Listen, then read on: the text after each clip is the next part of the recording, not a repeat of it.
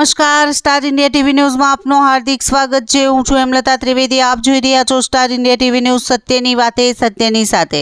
ચૂંટણી પંચ દ્વારા ગુજરાત સહિત 12 રાજ્યો અને કેન્દ્ર શાસિત પ્રદેશમાં એસઆઈઆરની શરૂઆત કરવામાં આવશે। ચૂંટણી પંચ દ્વારા સઘન સુધારણા ઝુંબેશ માટે સમયપત્રક જાહેર કરવામાં આવ્યું છે, તો 7 ફેબ્રુઆરી 2026ના રોજ અંતિમ મતદાર યાદી પ્રકાશિત કરવામાં આવશે।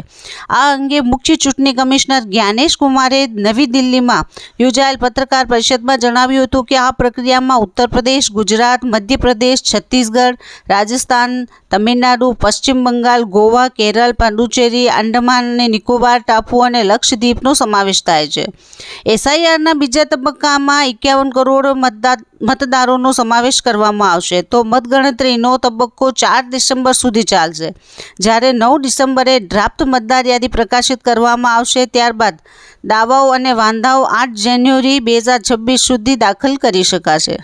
Star India TV news bureau report, Hemlata Trivedi.